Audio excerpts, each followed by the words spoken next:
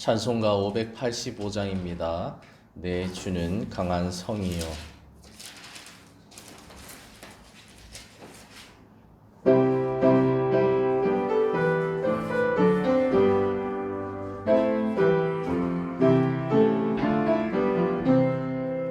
내 주는 강한 성이요 방패와 병이 되시니 흔할 안에서 우리를 구하여 내시리로다. 예원수 마귀는 이때도 힘을 써 모략과 권세로 무기를 삼으니 천하에는 가당하랴. 내 힘만 의지할 때는 패할 수밖에 없도다. 힘 있는 장수 나와서 날 대신하여 싸우네. 이 장수 누군가? 주 예수 그리스도 만군의 주로다. 강할 자 누구랴? 반드시 이기리로다. 이 땅에 막이 들끓어 우리를 삼키려 하나. 겁내지 말고 섰거라. 진리로 이기리로다. 진척과 재물과 명예와 생명을 다 빼앗긴데도 진리는 살아서 그 나라 영원하리라. 아멘. 기도드리겠습니다. 하나님 아버지 감사합니다. 오늘 또 이 새벽을 깨우는 것 다 하나님의 은혜입니다. 하나님이 없으면 성을 짓는 자의 수고도 파수꾼의 경성함도 아무것도 아니라고 말씀하셨습니다.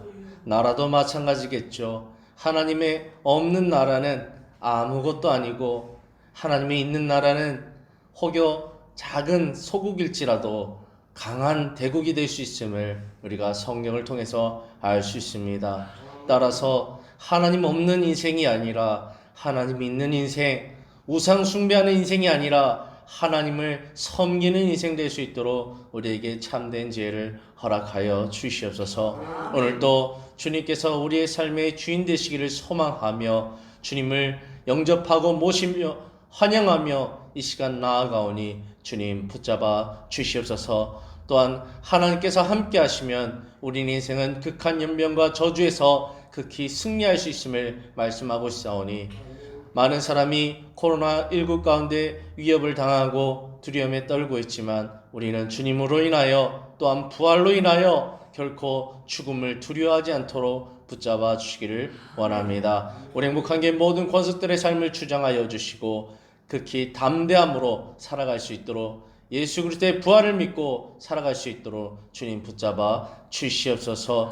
또한 병상에 있고 또 회복 중에 있는 아버지의 육체의 연약함을 지닌 성도들 한 사람 한 사람을 기억하여 주시고 속히 회복되어 함께 예배할 날을 꿈꾸며 소망하며 나아갈 수 있도록, 또한 시험을 만난 자, 환난을 만난 가정이 있다면 그 시험 가운데도 다시 한번 하나님께서 나의 인생을 일으킬 것을 소망하며 희망을 가지고 기뻐하며 나갈 수 있는 하루가 될 수 있도록 주님 붙잡아 주시옵소서. 이 모든 것을 주님께 부탁드리며 예수님의 이름으로 기도를 드립니다. 아멘.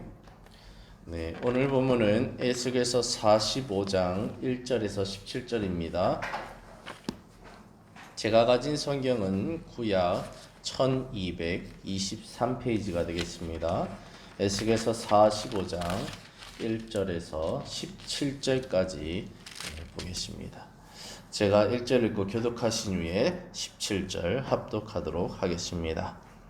너희는 제비 뽑아 땅을 나누어 기업으로 삼을 때에 한 구역을 거룩한 땅으로 삼아 여호와께 예물로 드릴지니 그 길이는 25,000척이요 너비는 10,000척이라. 그 구역 안 전부가 거룩하니라. 그 중에서 성소에 속할 땅은 길이가 500척이요 너비가 500척이니 네모가 반듯하며 그 외에 사방 50척으로 정원이 되게 하되 이 측량한 가운데에서 길이는 25,000척을 너비는 10,000척을 측량하고 그 안에 성소를 둘지니 지극히 거룩한 곳이요 모든 성소에서 수종들은 제사장들 곧 하나님께 가까이 나아가서 수종들은 자들에게 주는 거룩한 땅이니 그들이 집을 지는 땅이며 성소를 위한 거룩한 곳이라. 또 길이는 25,000척을 너비는 10,000척을 측량하여 성전에서 수종드는 레위 사람에게 돌려 그들의 거주지를 삼아 마을 수무를 세우게 하고 거룩한 거룩한 옆에 너비는 3,000척을 길이는 24,000척을 측량하여 성읍의 길이로 삼아 이스라엘 온 족속에게 드리고 드린 거룩한 구역과 성읍의 기지된 땅의 좌우편 곧 드린 거룩한 구역의 옆과 성읍의 기지 옆의 땅을 왕에게 돌리되 서쪽으로 향하여 서쪽 국경까지와 동쪽으로 향하여 동쪽 국경까지니 그 길이가 구역 하나와 서로 같을지니라. 이 땅을 왕에게 돌려 이스라엘 가운데 기업으로 삼게 하면 나의 왕들이 다시는 내 백성을 압제하게 아니하리라. 그 나머지 땅은 이스라엘 족속에게 표시파대로 줄지니라. 주 여호와께서 이같이 말씀하셨느니라. 이스라엘의 통치자들아 너에게 만족하니라. 너희는 포악과 겁탈을 제거하여 버리고 정의와 공의를 행하여 내 백성에게 속여 빼앗는 것을 그칠지니라. 주 여호와의 말씀이니라. 너희는 공정한 절과 공정한 예배와 공정한 밭을 쓸지니 에바와 밭은 그 용량을 동일하게 하되 호멜의 용량을 따라 밭은 10분의 1 호멜을 담게 하고 에바도 10분의 1 호멜을 담게 할 것이며 세겔은 20계량이 20세겔과 25세겔과 15세겔로 너희 가래가 되게 하라. 너희가 마땅히 드릴 예물은 이러하니 밀 한 호멜에서는 6분의 1 에바를 드리고 보리 한 호멜에서도 6분의 1 에바를 드리며 기름 부처한 비례대로 한 고루에서 10분의 1 밭을 드릴지니 기름의 밭으로 말하면 한 고루는 10밭 곧 한 호멜이며 10밭은 한 호멜이라. 또 이스라엘의 윤택한 초장의 가축대 200마리에서는 어린 양 한 마리를 드릴 것이라. 백성을 속죄하기 위하여 이것들을 소제와 번제와 감사제물로 삼을지니라. 주 여호와의 말씀이니라. 일단 모든 백성이 예물을 이스라엘의 군주에게 드리고 군주의 본분은 번제와 소제와 전제를 명절과 초하루와 안식과 이스라엘 족속의 모든 정한 명절을 갖추는 것이니 이스라엘 족속을 속죄하기 위하여 이 속죄제와 소제와 번제와 감사제물을 갖출지니라. 아멘. 네, 이제 에스겔서의 마지막 부분에 도달해 있습니다. 그래서 에스겔서는 이 39장 21절부터 48장 34절 끝까지는 이스라엘의 회복에 관하여서 계속해서 말씀하고 있습니다. 설교에 앞서서 에스겔서에서 선포하고 있는 이 이스라엘의 회복에 대한 전체적인 흐름을 먼저 파악해보고 오늘 본문에 집중해 보도록 하겠습니다. 하나님께서는 먼저 이 바벨론 포로기 가운데 있는 백성들에게 회복을 희망으로 주시기를 원하십니다. 그래서 에스겔서 39장 25절에 보면 이렇게 말하고 있죠. 그러므로 주 여호와께서 이같이 말씀하셨느니라. 내가 이제 내 거룩한 이름을 위하여 열심을 내어 야곱의 사로잡힌 자를 돌아오게 하며 이스라엘 온 족속에게 사랑을 베풀지라. 여기서 중요한 것은 하나님께서 이 이스라엘 백성들을 회복시키시는 것은 결코 그들이 잘났거나 똑똑하거나 거룩하거나 의로워서가 아니라 오로지 하나님의 더럽혀진 그 이름을 거룩하게 하시기 위하여 다시 한번 만방에 나는 여호와이니라 이것을 증거하시기 위하여 하나님의 백성들을 회복시키기를 작정하셨다는 겁니다. 예. 인생을 살다 보면요, 아쉬운 사람이 꼭 손해보게 돼 있습니다.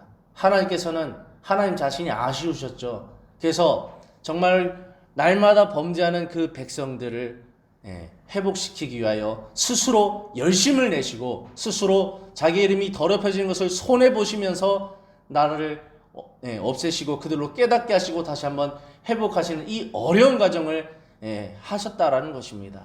그렇습니다.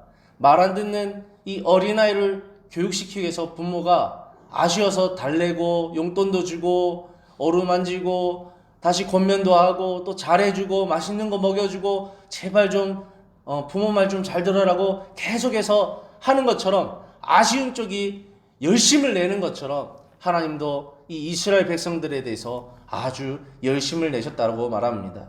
그래서 야곱의 그 언약대로 그들에게 정말 그 땅에서 생육하고 번성하게 하는 그 언약을 이행하시기 위하여서 그들로 돌아오게 하며 다시 다윗의 전성기 때와 같은 그 나라를 너희가 누리게 할 것이다 라고 하나님께서는 그 땅에 있는 백성들에게 희망찬 미래를 선포하고 계시는 것입니다. 그리고 그 약속의 성취의 과정으로서 이 에스겔이 환상 가운데 보듯이 먼저는 하나님의 성전이 그리고 하나님의 성소가 그리고 더욱 중요한 하나님의 지성소가 회복되어지는 그 과정을 나열하고 있습니다. 이 하나님의 성전이 어땠나요? 이 예루살렘이 멸망하기 전에는요, 그곳에 성전 안에 우상이 있었습니다. 그곳에 남창도 있었고 그곳에 정말로 하나님을 통한 도적질, 헌금을 가지고 장사하는 그런 모습들, 그래서 하나님 주신 그 하나님의 이름을 가지고 또 권력을 행사하며 백성들을 압제하는 그런 악한 행위들이 너무나도 많았던 것이죠. 그러나 이제는 그런 성전이 아니라 정말로 하나님께서 원하시는 성전의 모습으로 회복하고자 하는 하나님의 모습이 드러나는 것입니다. 그래서 이 하나님께서는 그 악한 성전, 그 제사장들과 이 레위인들이 하나님 섬기라고 했던 그 모습들을 버리고 오히려 우상 숭배를 그렇게 조장했던 그 모습 가운데 하나님께서 도저히 견딜 수 없어서 내가 이제는 성전을 떠나니라 해서 성전을 떠나셨죠. 그러나 에스겔을 통해서 약속하시는 것은 이제는 내가 다시 성전으로 들어가리라 라고 말씀하고 있는 것입니다. 에스겔서 43장 1절 2절에 보면 그 후에 그가 나를 데리고 문에 이르니 곧 동쪽 문을 향한 문이라. 2절 이스라엘 하나님의 영광이 동쪽에서부터 오는데 이 이스라엘 백성들은 물론 성막도 그렇게 지었고 성전도 그렇게 지었는데 해가 동쪽에서 뜨지 않습니까? 해가 뜨는 동쪽에서 이제 서쪽으로 지는데 이처럼 하나님은 해가 뜨듯 동쪽에서 오시고 이 서쪽으로 가신다라는 개념을 갖고 있었던 것이죠. 그래서 하나님의 영광이 동쪽에서부터 오는데 하나님의 음성이 많은 물소리와 같고 땅은 그 영광으로 말미암아 빛나더라. 그렇습니다. 하나님이 오신 인생, 하나님 오신 성전만이 빛날 수 있는 것을 드러내고 있는 것입니다. 에스겔서 44장 1절 2절에도 똑같이 말하고 있는데요. 그가 나를 데리고 성소의 동쪽을 향한 바깥문에 돌아오시니 그 문이 닫혔더라. 하나님께서 회복하시는 성전의 모습은 이제 하나님께서 동쪽 문을 통하여 들어오심으로 말미암아 그 문을 닫는데, 이 닫았다는 말은 뭐냐면 더 이상 이 외구의 침입을 내가 막아주겠다, 전쟁에서 너희를 보호하여 주겠다, 그리고 내가 내 백성을 책임지겠다라는 하나님의 결심이 들어있는 것입니다. 그래서 2절에 여호와께서 내게 이르시되 이 문을 닫고 다시 열지 못할지니 아무도 그리로 들어오지 못할 것은 이스라엘 하나님 나 여호와가 그리로 들어왔습니다. 그러므로 닫아둘지니라. 부모가 아이야 걱정하지 마라, 내가 너의 인생 책임져 줄게, 내가 보호해 줄게, 두려워 떨지 말라, 이제는 내가 너와 함께한다 할 때 아이의 마음이 평안히 임하듯 이제는 하나님께서, 그 떠났던 하나님께서 다시 돌아와 내가 너의 주인이 되어주고 너희가 너의 통치자가 되어주고 내가 너의 보호자가 될 테니 더 이상 걱정하지 말아라 라고 말하는 것입니다. 이런 회복의 모습 가운데 또 하나의 과정으로서 하나님은 이제 번제단의 회복을 말씀하십니다. 그리고 이 번제단 가운데 온 백성의 죄를 담당하고 제사로서 하나님 앞에 나아갈 이 제사장의 회복의 모습도 그려내고 있습니다. 그래서 에스겔서 44장 15절에 보면 이스라엘 족속이 그릇 행하여 나를 떠날 때에 제사장도 떠나고 레인도 떠나고 다 떠날 때에 오로지 사독의 자손 레위 사람 제사장들은 내 성소의 직분을 지켰은즉, 직분을 받았다고 아무나 그 직분대로 살아가는 것이 아니라는 것입니다. 제사장의 직분을 받았음에도 불구하고 우상 숭배의 제사장이 될 수도 있다라는 말씀을 하는 거죠. 그러나 그 악한 시대에도 불구하고 하나님은 사독 제사장 가문이 정말로 신실하게 그 일을 수행했다는 것, 하나님만을 섬겼다는 것을 높이 평가하셨던 것입니다. 그래서 내 성소의 직분을 지켰은지 그들은 내게 가까이 나와 수종을 들되 내 앞서 서서 기름과 피를 내게 드릴지니라 주 여호와의 말씀이니라. 그래서 이제 이 망가졌던 이 번제단의 예배의 이 모습 가운데 신실한 사독 제사장의 가문을 통해서 이 제사를 통한 하나님과의 만남을 다시 한번 회복시키겠다고 말씀하고 있습니다. 에스겔서 43장 19절 20절에도 이것을 말씀하고 있는데 주 여호와의 말씀이니라 나를 가까이하여 내게 수종드는 사독의 자손 레위 사람 제사장에게 너는 어린 수송아지 한 마리를 주어 속죄 제물로 삼되 내가 그 피를 가져다가 제단의 네 뿔과 아래층 네 모퉁이와 사방 가장자리에 발라 속죄하여 제단을 정결하게 하라. 왜 정결하게 해야 될까요? 그 제단은 하나님만을 섬기는 제단이었습니다. 그러나 과거에 그 제단을 우상 숭배의 제단으로 더럽혀졌기 때문에 송아지의 피로 씻어야 된다는 것입니다. 그 일을 사독 제사장 가문으로부터 출발하시겠다고 번제단을 회복하여 하나님과의 관계를 예배를 회복하겠다는 하나님의 열심이 드러나는 것입니다. 이런 이 성전, 이제 성소, 지성소, 번제단, 제사장 이런 하나님과의 관계가 회복된 다음에 이제 오늘 본문에서 다루는 하나님은 이제 땅의 회복, 다시 말하면 하나님의 율법이 진행되는 사회, 하나님의 말씀이 지켜지는 그 사회, 공의와 정의의 그 사회를 이제 꿈꾸며 나열하고 있습니다. 그로 인해 이스라엘의 회복, 나라의 재건을 소망으로 주시고 계시는 것입니다. 이런 흐름을 가지고 오늘 본문을 이해하시면 되겠습니다. 그래서 오늘은 이스라엘 땅의 회복 또는 사회의 회복에 대해서 말씀을 살펴보겠습니다. 사랑하는 성도 여러분, 에스겔서가 회복에 관하여 이제 계속해서 선포하고 있는데 회복되기 위해서는 전제되어야 될 것이 있습니다. 뭐죠? 망가져야겠죠. 멸망해야 되겠죠. 멸망이 없다면, 망가짐이 없다면, 또 다른 말로 고난이 없다면 회복이란 단어는 있을 수가 없습니다. 그래서 하나님은 이 망가진 나라, 잘못된 나라, 멸망한 나라, 이 나라를 회복시키기 위해 나아가는 것입니다. 그래서 먼저는 이 백성들이 그렇다면 왜 망가지고 멸망했을까? 이것을 과거의 모습을 통해서 한번 오늘 본문을 통해서 유추해 볼 수 있습니다. 에스겔서 45장 9절에 그 모습을 잘 드러내고 있는데요. 이 과거의 모습은 이랬습니다.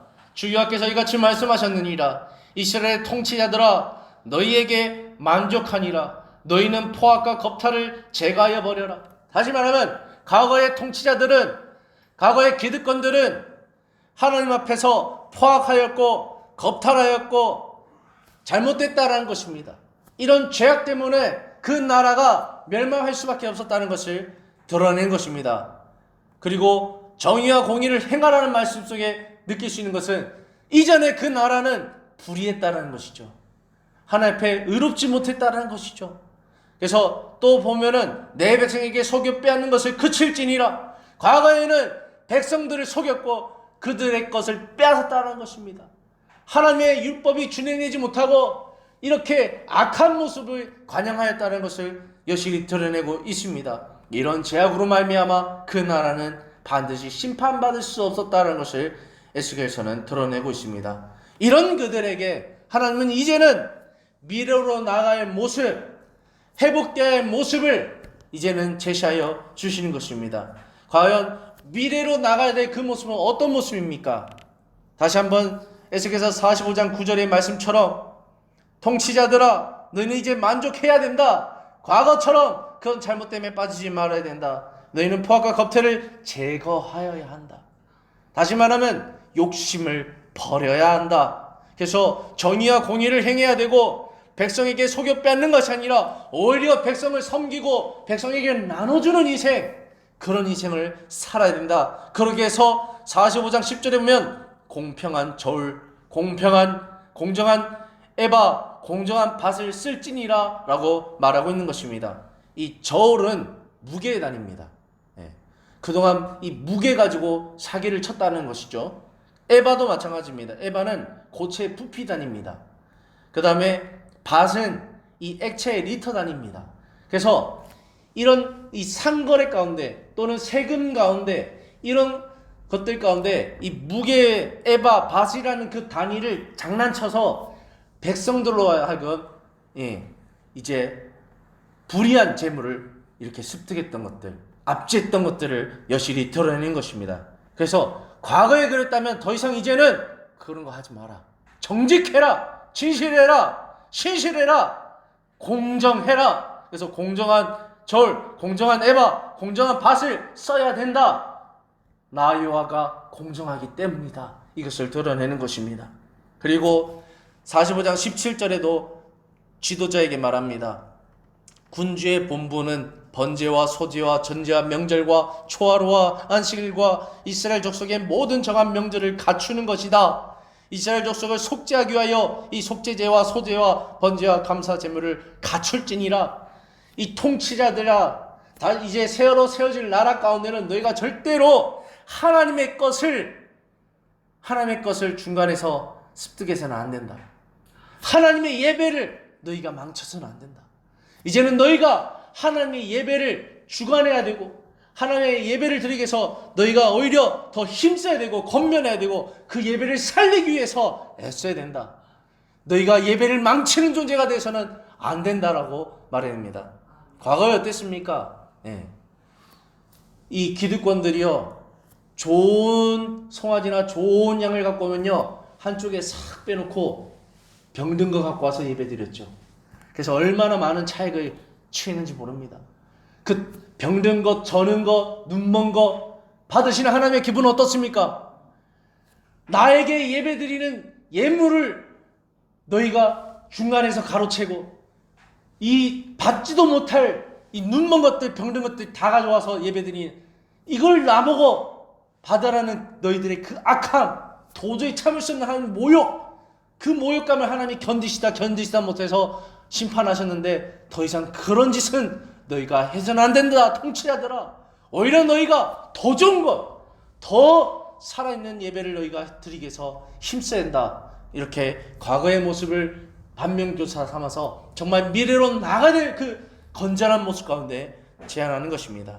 이제 하나님께서는 이제 과거의 모습과 앞으로 나가야 될 이 미래의 모습을 비교대조하면서 이제 실제적인 대안으로서 네 가지 모습, 어떻게 우리가 이 나라를 재건할지에 대해서 말씀하십니다. 첫 번째로는 하나님의 성전을 세우고 성전을 수종자들을 세우고 그리고 그 성전을 수종드는 제사장 가문과 레인들의 모든 생계를 책임져 줘야 된다고 말하고 있는 것입니다. 하나님께서 12지파 가운데 레위 자손을 택한 이유는 무엇입니까? 사람은요 다 잘할 수가 없어요. 어떤 한 가지에 집중해야 그것의 열매가 나타납니다. 만약에 레인이 없다고 생각해봐요. 누가 예배를 제대로 드릴 수 있겠습니까? 예배가 흐지부지 되겠죠. 그래서 하나님께서는 한 지파를 택하셔서 오로지 하나님 섬기는 예배에 집중하게 하시고 나머지 11지파가 최상의 서비스를 통해서 최상의 이 준비됨을 통해서 하나님과 교제하며 나아갈 수 있는 길을 열어놓으셨죠. 이런 것처럼 이제 회복될 그 나라 가운데도 너희가 하나님을 잘 섬기기 위해서 그 통로로서 준비하는 자들, 이 제사장과 레인의 이것들을 너희가 책임져야 된다는 것을 드러낸 것입니다. 그래서 45장 1절 2절 보면 너희는 제비 뽑아 이 제비 뽑는 것은 당시의 합법적인 제도입니다. 땅을 나눠 기업으로 삼을 때에 너희가 먼저 너의 땅을 회복된 나라 가운데 분배하기 이전에 기억하라. 더 중요한 것이 있다. 한 거룩한 땅을 삼아 여호와께 예물로 드릴지니 그게는 25,000척이요. 이 척이란 단어는 원래 규빗이란 같은 단어입니다. 그래서 우리가 한 규빗을 한 팔꿈치까지 45.6cm로 보는데 이 규빗을 척으로 볼 수 있습니다. 그래서 25,000척이요 너비는 만척이라 그육을 암 전부가 거룩하니라. 45장 2절에 그 중에 성소에 속할 땅은 길이가 500척이요 너비가 500척이니 네모 반듯하며 그 외에 사방 신척이 전원이 되게 하되. 이 뭔 말이냐면 너희가 먼저 너희 땅을 분배하기 전에 하나님의 성전 땅, 성소 지성소가 서야 될 그 땅을 먼저 구별해야 되고, 그리고 너희 땅을 나누기 이전에 레위 족속 제사장들에게 먼저 성소를 중심으로 한 그 땅을 너희가 그들에게 주어야 된다는 걸 말하는 겁니다. 우선순위를 정해준 것이죠. 예. 우리가 또 유추해 볼 수 있는 것은요, 이 신대륙을 횡단하면서 이 미국이 처음 이제 청교도로부터 시작했지 않습니까? 청교도들이 그래서 과연 무엇을 가장 먼저 지었나요? 교회부터 지었어요. 교회. 하나님부터 섬겨야 이 나라가 미래가 있다. 이런 것처럼 그것을 어디에서 받겠습니까? 바로 이러한 부분에서 지혜를 얻은 것입니다. 그래서 회복될 나라는 먼저 하나님의 성전부터, 성소부터, 지성소부터, 번제단부터, 그리고 제사장과 레인부터 서야 이 나라가 야훼 율법, 하나님의 야훼 신앙 가운데 설 수 있음을 여실히 드러내는 것입니다. 그 다음에 3절에 이 측량 가운데서 길이는 25,000척을 너비는 10,000척을 측량하고 그 안에 성소를 둘지니 즉히 거룩한 곳이요. 4절에 그곳은 성소에 수종드는 제사장들 그 하나님께 가까이 나가서 수종드는 자들에게 주는 거룩한 땅이니 그들이 집을 지을 땅이며 성소를 위한 거룩한 곳이라. 5절에 또 길이가 25,000척을 너비는 10,000척을 측량하여 성전에서 수종드는 레위산들에게 돌려 그들의 거주지를 삼아 마을 스물을 세우게 하고, 성소를 중심으로 이 마을 20개를 세워줘서 그들로 살게 해라. 그들이 온전히 예배에 수종드는 자들로 집중하게 해라 라고 말하고 있는 것입니다. 자, 이제는 두 번째, 이제는 나머지 땅을 너희가 분배해라 라고 말하고 있습니다. 그래서 6절, 7절, 8절에 보면 구별한 거룩한 구역이 너비는 5,000척을 길이는 25,000척을 측량하여 성읍의 기준으로 삼아 이스라엘 온 족속에게 돌리고, 그리고 7절에 드린 거룩한 구역과 성읍의 기지된 땅 좌우편 곧 드린 거룩한 구역의 옆과 성읍의 기지의 옆 땅을 왕에게 돌리되. 왜 왕에게 돌려야 될까요? 서쪽으로 행하여 서쪽 국교까지와 동쪽으로 행하여 동쪽 국교까지 그 길이가 국의 하나와 서로 같을지니. 8절, 이게 중요합니다. 왜 왕에게 이 많은 땅을 돌려야 되냐? 이 땅을 왕에게 돌려 이스라엘 가운데 기업으로 삼게 하면 나의 왕들이 다시는 내 백성을 압제하지 아니하리라. 그 나머지 땅은 이스라엘 족속 그 지파대로 줄지니라. 왕은요 권력자입니다. 욕심을 부리면 불법한 방법으로 그 땅을 빼앗을 수 있다는 것이죠. 너희가 왕에게 땅을 넉넉히 줘야 된다. 그래야 그가 욕심 부리지 않고 타락하지 않는다라는 것이죠. 우리가 한 예로서 잘 볼 수 있는 게 아합의 나봇의 포도원 사건이지 않습니까? 왕이 땅이 충분한데도 그 나봇의 포도원이 탐나는 겁니다.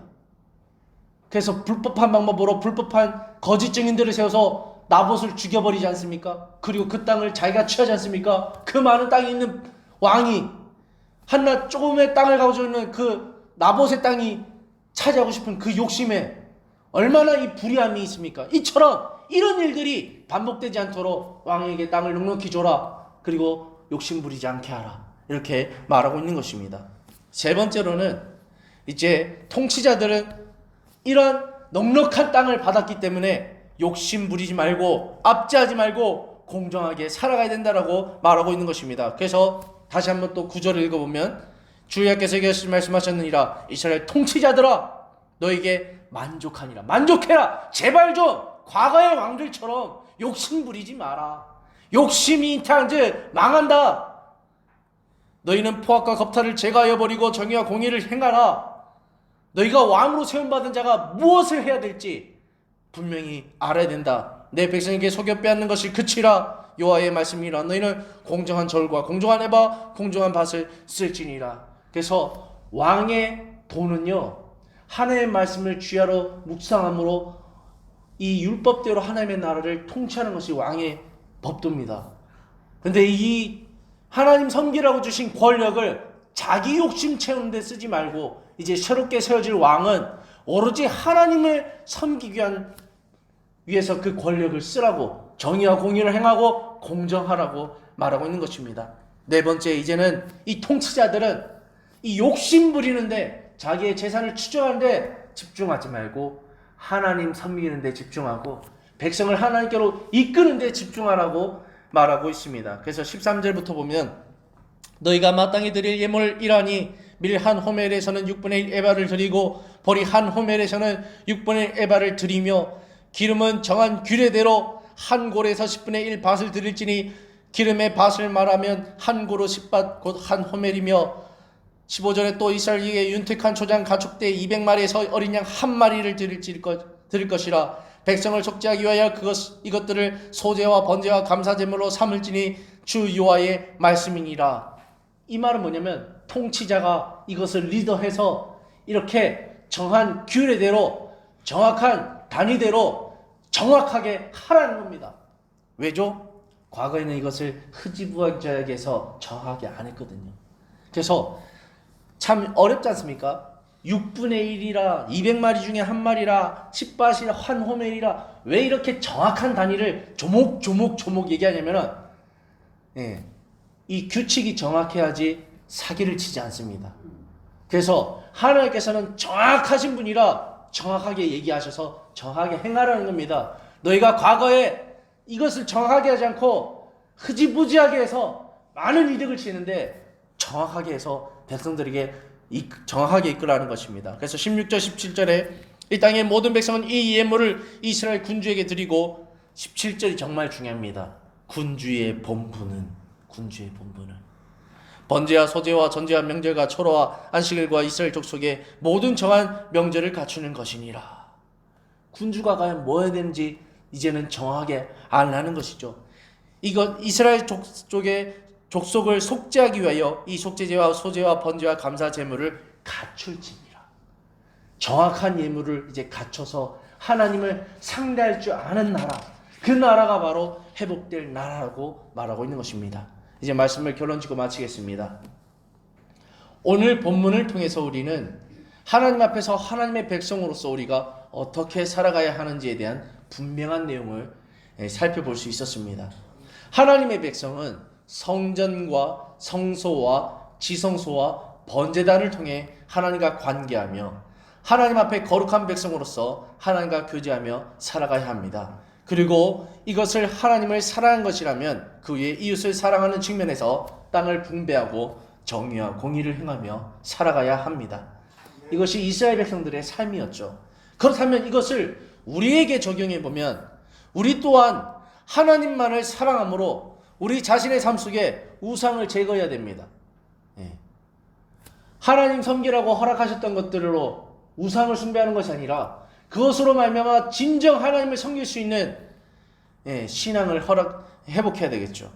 하나님께서 허락하신 교회, 이 교회를 정말 과거에 이스라엘 백성들이 성전을 사랑하듯 하나님께서 해주신 이 공동체, 예수 그리스도를 믿는 한 사람 한 사람이 모인 이 공동체 교회를 진실로 사랑하며 혹여 교회 안에 부정한 일이 벌어지지 않도록, 부정한 것이 들어오지 않도록, 그리고 교회가 타락하지 않도록 오로지 이곳이 진정한 예배드릴 수 있는 곳이 될 수 있도록 서로가 소중하게 갖고 가야 할 것입니다. 또한 교회 안에서만 하나님을 섬긴다는 오류에 빠지지 말고 사회 속에서 하나님께서 정말로 원하시는 정의와 공의, 공정한 것이 무엇인지를 깨달아 정말로 우리의 삶을 통하여서 예수의 향기가 드러나야 할 것입니다. 그래서 예수님께서 걸어가셨던 그 희생과 섬김의 십자가의 길을 묵묵히 걸어가야 할 것입니다. 그러므로 오늘도 기도하실 때에 행복한 교회 성도들의 삶이 정말로 공정한 삶, 정의와 공의를 행하는 삶, 예수님처럼 희생과 섬김의 삶, 그리고 고난의 삶, 십자가의 길을 걷는 그 삶을 통해서 정말로 빛과 소금이 되고 정말 예수의 냄새가 나서 안디옥 교회 교인들이 그리스도인이라 불리면서 사람들에게 칭찬을 받는 그런 역사가 오늘 이 시대에도 일어나야 할 것입니다. 이것이 오늘날 우리에게 주어진 이 회복의 사명, 숙명일 것입니다. 그래서 여기 계신 모든 분들과 우리 행복한교회 모든 성도들의 삶을 통하여서 이런 하나님의 나라의 회복이, 하나님만을 섬기는 이 회복이, 또 정의와 공의가 행해지는 그 나라의 회복이 넘쳐나기를 소망합니다. 기도하겠습니다. 하나님 아버지, 감사합니다. 우리는 욕심에 눈이 멀어 하나님께서 원하시는 것이 무엇인지 보지 못할 때가 많고 듣지 못할 때가 많은데, 오늘 또 말씀을 통해서 하나님의 백성으로서 어떻게 살아가야 될지를 보여주시고 들려주시니 다시 한번 감사합니다. 우리가 비록 이 땅에 살면서 손해볼지라도 고난당할지라도 정의와 공의를 행하게 하시고 예수님께서 걸으셨던 그 진리의 길을, 섬김과 희생의 길을, 십자가의 길을 걸어갈 수 있는 용기가 오늘 또 우리에게 있을 수 있도록 도와주시옵소서. 우리 행복한교회 모든 권속들의 삶이 정말로 하나님께서 기뻐하시는 삶이 될 수 있도록 주님 붙잡아 주시기를 원하며, 이것이 우리의 힘으로 안 되기에 성령 충만 받을 수 있도록 주님께서 붙잡아 주시옵소서.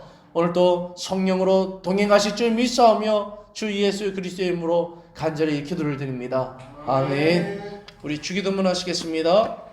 하늘에 계신 우리 아버지여, 이름이 거룩히 여김을 받으시오며 나라가 임하시오며 뜻이 하늘에서 이루어진 것 같이 땅에서도 이루어지이다. 오늘 우리에게 일용할 양식을 주시옵고 우리가 우리에게 죄 지은 자를 사하여 준 것 같이 우리 죄를 사하여 주셨고 우리를 시험에 들게 하지 마시옵고 다만 악에서 구하시옵소서. 나라와 권세와 영광이 아버지께 영원히 있사옵나이다. 아멘. 주의 치고 기도하겠습니다. 주여